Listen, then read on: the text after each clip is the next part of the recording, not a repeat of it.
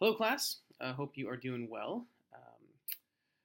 I don't know about you, but if you've ever had one of those, just when someone says, "Oh, it's been one of those days," so it has been one of those days, which has turned into one of those weeks for me. So I'm battling a sinus infection, and I've been down for the count and hit with some hard news this week, and so it just got me thinking about my students. And the challenge is always in an online class like this is that I don't get to be with my students. I don't get to be in the classroom. And so I just want to let you know that I'm hearing from folks like, oh my goodness, I'm stressed, I'm busy, there's so much going on, I'm taking like all these other classes, and I just don't know how I'm going to get it all done. Just let me. I want to just let you know that in this season.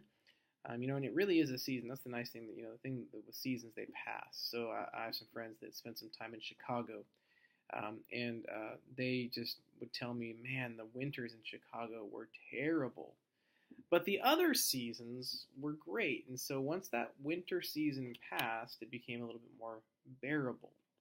And so some of you, you're in a season right now. I'm in a season right now, and these seasons they will change, right? That's the changing of the seasons. They will pass, and then we will enter into a new season. And so, as you are in this season, you are in it. You are in the thick of it with your studies, with life, with family, with all of the things that you have going on in life. Just know that you, even though we're not together in class, we are together in spirit, and I'm praying for you this week. I'm going to be getting back your papers here this week. Usually, they're back within about 10 days, but then with the sinus infection hitting me, it's been one of those times. So, but I'll get those back to you here shortly. Really, what this assignment is: did you do it, and did you follow through with the instructions? Did you do what I asked you to do, basically, type thing. So I'm not looking for a lot of more of the spelling or grammar things on that. Really, it's an opportunity for you to take this assessment. And then to respond to it, and to be thinking throughout our time together and the rest of our semester, and then as you go on and do this work, how can you make a connection between career development theories? So even if you don't actually go into this field, that's okay, but how will you bring career development into the conversation, the overall kind of larger conversation of marriage and family therapy?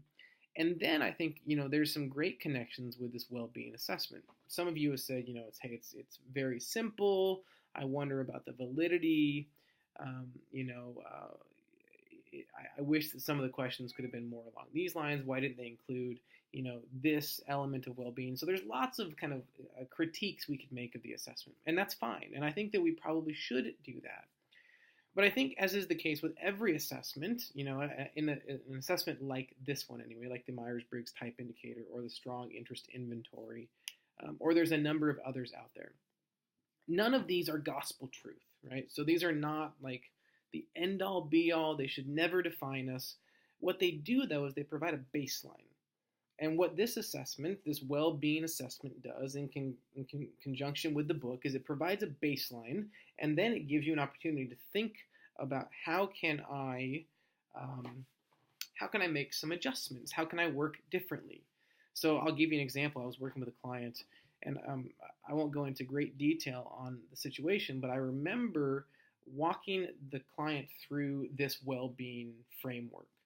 And so we talked about, all of the other elements before we got to the career element. So we talked about his financial well-being, and we talked about, social well-being and community well-being and physical well-being. And so, it was, well, I'm not in as good of shape as I would like to be. Okay. I don't really have any sort of social kind of, outlets because I'm so busy with work and drive time, and that's challenging. Okay. And financially, I mean, we're doing okay. We're not, nothing extravagant. And so we got through all these things, and I said, so look at this. So you actually have a really good job. So it was by definition of good job, it was a good job. But look at these other elements surrounding your work, and you're suffering there. So let's talk about how they affect that. Well, then, so it's almost the chicken and the egg conversation. did these other four elements affect career? And so all things were challenging in this area, and so just kind of I'm bogged down. I'm foggy. I'm muddied in my thinking. So my career well-being is in the tank. Or is it the career well-being? Is I wish that I could do something different and better and exciting, and so I can't. And so now all these other elements. Well, I think it was really a mixture in this individual's case. And so while this is not specifically a book about career, more and more people are using it. In fact, I just did a presentation this morning, and I'm going to do one this afternoon, and we're going to talk about our strengths and how when we live into our strengths, and not just live into them, but we engage our strengths in our workplace, that actually then leads to us being engaged, which then, of course, leads to us having a higher level of well-being in the workplace. And so, again, if the research indicates that when your career well-being is high, everything else is high, well, then you can imagine it can kind of have this, really it spills out in so many other areas of life. So I think that although maybe it's not, the most perfect assessment, that's okay.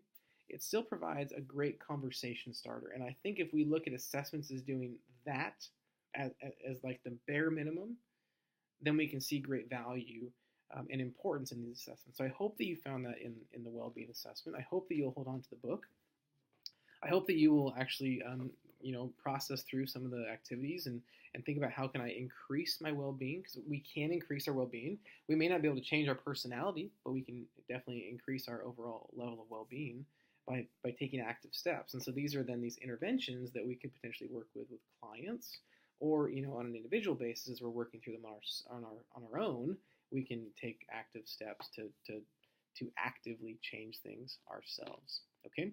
So I'm going to get everything updated. Grades will be updated by the end of the week. So don't worry.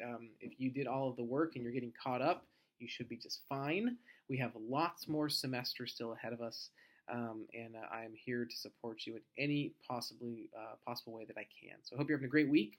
Looking forward to what's still to come this week. And then, of course, what we have for the remainder of the semester. So watch for your grades and return papers by the end of this week, probably Sunday at the latest of this weekend. All right? Have a good Wednesday, and we will see you online soon.